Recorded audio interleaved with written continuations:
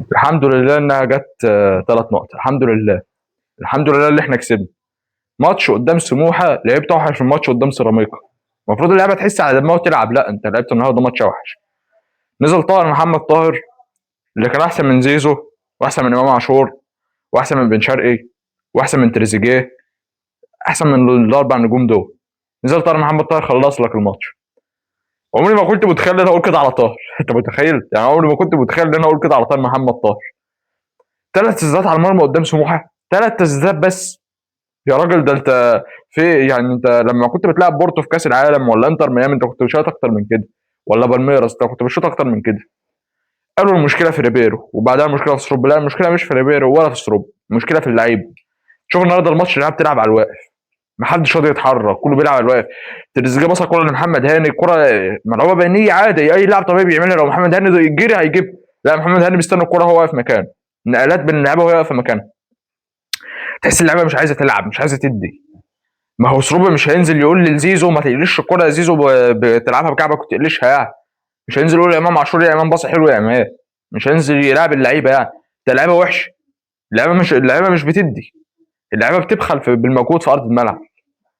يعني الجماهير كانت بتقول حاجه شبه كده، بتقول ما تبخلوش على النادي، حاجه زي كده يعني.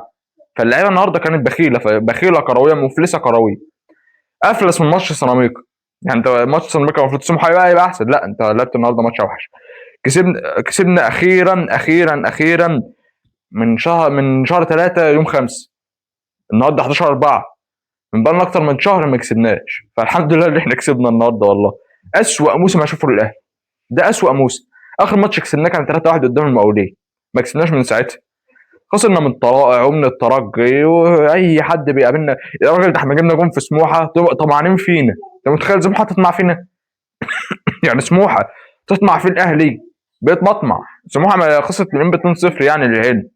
سموحه خسرانه من انبي 2-0 قبل ما تيجي تلعب الاهلي. فاللعيبه مش مركزه. ماتش النهارده الصفحه تتقفل. احنا لسه الماتش الجاي يوم كام؟ الماتش الجاي يوم 27/4 قدام بيراميدز على المركز الثاني. افريقيا. عايزين نلعب افريقيا. مش مستني بالاداء ده الدوري، لا احنا عايزين افريقيا بقى. يعني هذا شاركونا في دوري الابطال. لعبونا معاكم. بيراميدز يتعادل مع الزمالك او الزمالك يكسب بيراميدز. مش عارف مين هيوقف الزمالك، يعني لازم يتعادل عشان ده من مصلحه الاهلي. اتعادلوا انت تكسب بيراميدز وتكسب الزمالك، مبروك عليك الدوري. يعني الفوز ده فوز في وقت انت الشوط الثاني ما سددتش الا كره الجول. يعني طول ما انت داخل متعادل ما سددتش الا كره الجول. يعني انت داخل الشوط الثاني كله متعادل ما سددتش الا كره الجول يا راجل. كره الجون بس اللي تسددها وانت بتعادل في اخر دقايق الماتش. فده كان حاجه غريبه. ودايما احنا بنقول على الاهلي باي مدرب بيكسب، اي مدرب يجي الاهلي هياخد بطولات. فين اداء اللعيبه؟ الاسماء واسماء اعلى مستوى. فين بقى ادائكم؟ فين المهاجم يا خطيب؟ فين الاداره من اللي بيحصل ده؟ في يا راجل انا مش هقعد ابكي على الاطلال، بس هقول لك يا عم مشيت حسام علي يا عم وجالك في مبلغ، مشيت جراديشار وجاب كاموش مقعده بره. محمد شريف. محمد شريف النهارده عمل حاجه اغرب حاجه اشوفها في تاريخ حياتي في لعيبه كره القدم. واول مره اشوفها، ما اعرفش في لاعب عملها قبل كده ولا لا. الراجل الكره جايه له عرضيه، لقيته بيطير في الهواء، قلت الله هيعملها ولا ايه؟ عمل الباكورد في وشه، يعني برجله جابها في وش الباكورد. فانت متخيل ده مهاجم الاهلي يلعب باكورد في وشه كحاله نادره اول مره اشوفها. هل ده يصلح؟ بجد يعني. هل ده يصلح وبادئ اساسي؟ لا، والناس كانت بتقول محمد شريف. الحلقه اللي فاتت كنت بقول التشكيله المثاليه، قلت لك محمد شريف زي كاموش زي مروان، الثلاثه شبه بعض، هتلاعب ده زي ده زي ده، ما تستناش حاجه من محمد شريف. انت بس الناس كانت مستنيه منه اللي هو ايه، واو وهيمسك في الفرصه وهيلعب وهيعمل. لا يابا، محمد شريف راح يخليك موسمين جاب 6 جوان. راح السعوديه موسمين جاب 6 جوان. فانت جايب لاعب مشطب اصلا، جايب راس حربه مشطب. يقف شطب بس. يعني اول مره اشوف لاعب في التاريخ بيلعب باكورد في وشه، دي اول مره اشوفها في التاريخ. بيلعب والله مش عارف عملها ازاي. يعني انا مش عارف محمد شريف عمل الكوره دي ازاي. انا مستغرب الصراحه من محمد شريف، يعني ما كنتش مستني منه الاداء الوحش قوي ده. يعني كان يلعب يا عم، كان يباصي، ده كان بيلعب مدافع لسموحه. مدافع. لعيبه الاهلي كل ما يضيعوا كوره يبصوا محمد شريف ويزعقوا له. تمركزاته غلط، واقف يدافع، مش هنستلم محمد شريف. محمد شريف وحش زي كل اللعيبه ما كانت وحشه. زي تريزيجيه النهارده جاب جون بس كان وحش، عايز يبقى هداف الدوري، نجم الفريق وهداف الدوري، ياخد الكوره يا راجل انت ولا اسيست. 9 اجوان من غير ولا اسيست. ياخد الكوره ما شاء الله عايز يشوطها، عايز يشوطها ما بيبصيش، عايز يبقى هداف الدوري. يعني خلاص يا عم ادوا هداف الدوري يا عم، العب بقى للفريق بقى، العب للفريق، باص للفريق، معاك لعيبه بيشوط من اوضاع غريبه واوقات غريبه وراسيات بيشوطها من اماكن غريبه. جاب جول النهارده براسيه زيزو من له مسطره، الحاجه الوحيده اللي زيزو عملها في الماتش مسطره على دماغ تريزيجيه، قال له خد هات جون بدماغك. ديت الجمله الوحيده اللي حصلت، دي العرضيه الوحيده اللي حصلت من زيزو. تريزيجيه حطها بدماغه وبرافو شويه تريزيجيه. مش كل كوره تجيلك بقى انت اللي في الفريق يعني لوحدك، هتستنيك تلعب لوحدك يعني وتشوط لوحدك، معاك زمايل ومعاك لعيبه، مش لازم تبقى هداف الدوري يعني، بس عايزين الدوري ده باي طريقه. بيراميدز خد معاك وخسر من المصري وتعادل مع المصري النهارده. عماد النحاس قدم لك هديه على طبق من ذهب، وكان ممكن بيراميدز تخسر وضيع ضربه جزاء في اخر دقيقه. يعني القدر بيقول لك خد اكسب الدوري، القدر بيراميدز اداك هديه النهارده، ضيع ضربه جزاء في اخر دقيقه، امسك بقى في الفرصه بقى، لسه قدامنا قرابه النص شهر على الماتش الجاي. لا تقعد مع نفسها. ضروري جدا كل واحد يعد نفسه نفسيا وذهنيا، والمدرب يعد اللعيبه وكل واحد يصفي ذهنه كده ويلعب من غير ضغوطات، ويلعبوا الماتشات الجايه تكسبوهم ان شاء الله. لسه الفرصه طويله ولسه الوقت طويل، فانتوا لسه تقدروا تعملوها، تقدروا تعملوها. خصوصا الفوز النهارده جالك بيقول لك يعني القدر بيقول لك هتعمل ايه، اعمل لك ايه اكتر من كده. انت كسبت النهارده باداء صفر، سموحه كانوا اعلى منك النهارده، سموحه شاطوا على المرمى 5 تسديدات، انت شطت 3، فكسبت. ابني بقى فوز مهم معنوي ونفسي وكل حاجه، مفيش اهم من الفوز ده النهارده. مش هنقعد نتكلم بقى على الماتش وخلاص، انسوه وابداوا في الجديد، حضروا في الجديد. ان شاء الله الدوري يعني ان شاء الله هنكسب الدوري. الاداره اخطات والخطا خلاص خلص، مع يعملوا ايه؟ في ايدهم حاجه يعملوها؟ مفيش. يعني هم خصموا من اللعيبه وادوهم وقالوا هنديكم مكافآت وعاقبوا اللعيبه ومش عارف ايه، وبرده يعني هيعملوا ايه تاني؟ هم خلاص غلطوا واخطاوا خلاص. الحل ايه بقى الموسم الجديد بقى؟ دي عايزه حلقه لوحدها، بس الحل تغيير شامل جذري في كل لعيبه كتير لازم تمشي، لعيبه كتير. اشرف بن شرقي واخد مكان اجنبي 31 سنه بيلعب كأنه عنده 40 سنه مثلا، ومع احترامي لاشرف بن شرقي وحبي لاشرف بن شرقي، لكن لا يناسب اجنبي النادي الاهلي، ده مش مستوى اجنبي. ما تقعدليش بره، ما اشوفش الماتش الجاي برمضان قاعد لحد ده 61. والله نزل لعب يا عم، والله نزل لعب حلو. يعني هل بالرمضان هيقدم اسوأ من زيزو مثلا؟ زيزو وحش يقعد، امام عاشور وحش يقعد، بس الحل بسيط وسهل خالص. بدأ الماتش في الدقيقة الرابعة، كانت أول هجمات سموحة هي اللي بدرت بالهجوم، الكرة اتقطعت من محمد هاني عرضية عدت رأسية جنب الجون يعني. مروان عطية رد في الدقيقة ال 15 أول تسديد الأهلي أي كلام، شاطها بعيدة فوق الجون. ده 24 جون، بعد 24 دقيقة جبنا جون، سيطرة استحواذ. بننقل الكورة لكن مفيش فعالية. اللي في الدقيقة ال 24 عرضية من زيزو مسطرة لتريزيجيه، حطها جون بطريقة حلوة رأسية، أول هدف للأهلي. ده 25 سموحه بتهاجم، عرضيه من سموحه. ده 29 باكورد شريف، مش هتكلم عنه تاني يعني. يكفي ان اللقطه ديت انتوا لو عرضتوها على الفيفا يقفلوا لنا الكوره في مصر. هل ده مهاجم؟ هل ده مهاجم؟ الدقيقه 30 امام فاكر نفسه ميسي، كل ما الكوره تجيله عايز يشوط برضه، عايز يلعب من نفسه برضه يشوط. يا ابني العب مع الفريق يعني، ما هو صروب يعني، ما انا هتجنن برضه يا عم. صروب وحش يا عم، وعلى عينه وعلى راسه، صروب ما بيفهمش تدريب. لكن امام عاشور لعيب كلنا عارفين انه بيعرف يلعب. فين امام عاشور فتره مثلا لما رجع من كاس الامم الافريقيه قبل ما يرفض السفر؟ ها، دي عوامل ايه دي؟ يعني ده مدرب؟ ما هو صروب اللي كان بيلعب، صروب اللي كان بيدرب، وامام عاشور كان ما شاء الله متوهج. فين امام عاشور دلوقتي؟ انت قول لي ده سبب ايه يعني؟ انت بالعقل ما هو نفس المدرب هو نفس اللاعب، بس ايه اللي اتغير؟ اللاعب مستواه نزل. المدرب يعمل له ايه؟ صروب وحش، وحش، بس هيعمل ايه يعني؟ دقيقة 40 فاول لسموحة، بيهاجموا برضه والاهلي سكت، جاب الجون وسكت. ما جاش غير دبل كيك الشريف اللي بتضحك ديت. دقيقة 48 سموحة سجل هدف، صمويل امادي لاعب اجنبي، خد الكرة رقص لعبها ارتوف البعيدة. بشوف الجون بقول هل في لاعب في الاهلي يقدر يعمل كده؟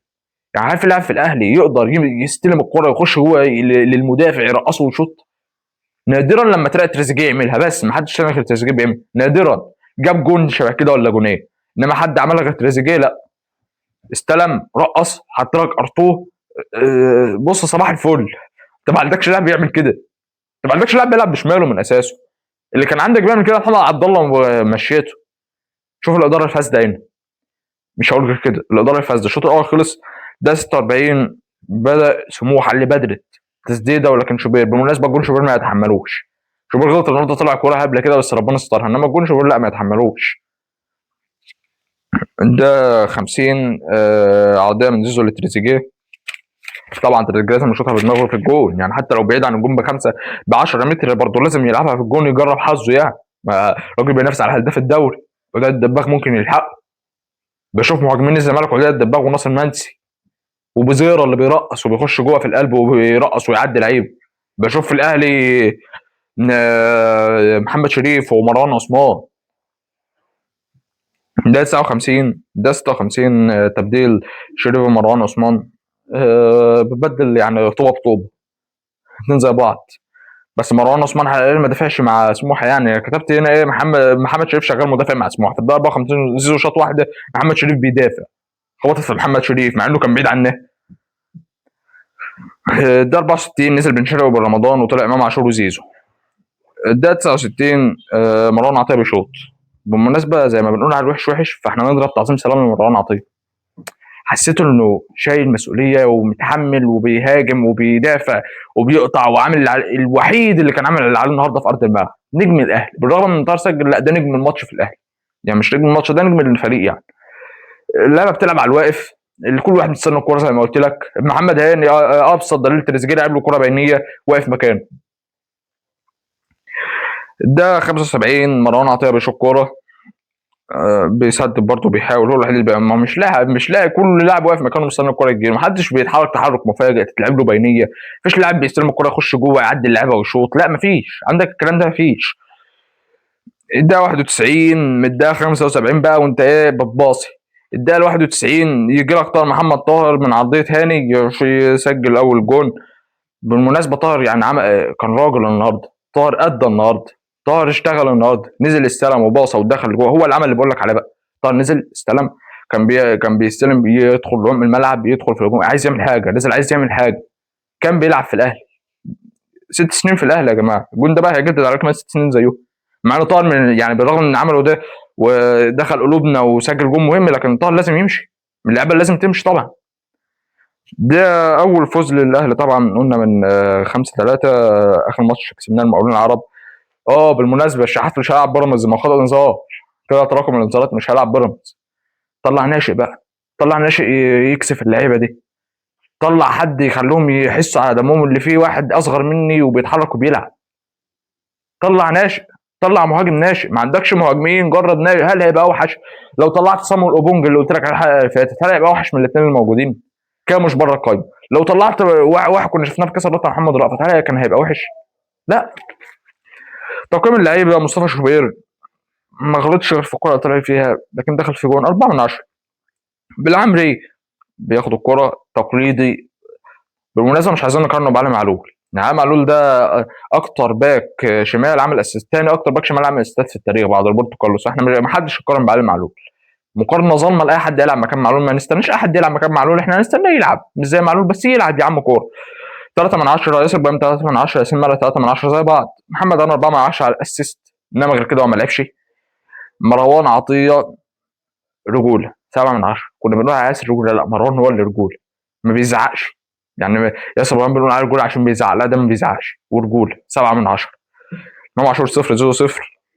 تريزيجيه 4 من 10 على الجون، غير كده لو ما جابش جون كان هيبقى 0 زيهم. محمد شاف 0، اول مهاجم اشوفه بيقلب باكورد في وشه يعني. حسين الشحات 5 من 10، كان بيأدي، كان بيلعب. نزل طاهر 7 من 10، سجل جون، اتحرك، عمل ماتش حلو. بن شرقي 2 من 10. مروان عثمان ما غلطش 3 من 10، يعني لعب على الاقل. بن رمضان 4 من 10، والله نزل لعب حبه حلوين. الدوري بقى الزمالك مركز اول، بيراميدز مركز ثاني، الاهلي مركز ثالث. الزمالك وبيراميدز لاعبين زي بعض والفرق بينهم نقطتين، 21 21.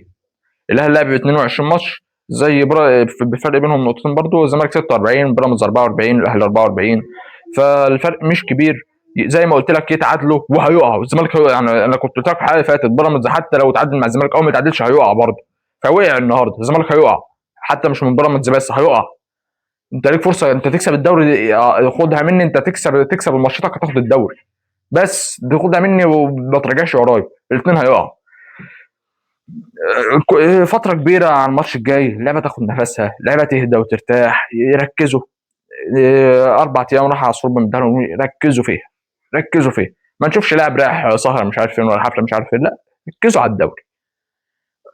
فتره طويله، تركيز مطلوب، الفوز مطلوب، ان شاء الله الدوري هناخده، وان شاء الله انا مش مستني منكم دوري يعني انت متخيل انا مش مستني من ادائكم ده دوري، بس انا عايزكم تلعبوا، عايز افريقيا يا جدع، افريقيا حتى يا جدع، ندخل كاس عالم من الانديه اللي جايه. بس كده تكون خلصت حلقتنا النهارده، السلام عليكم.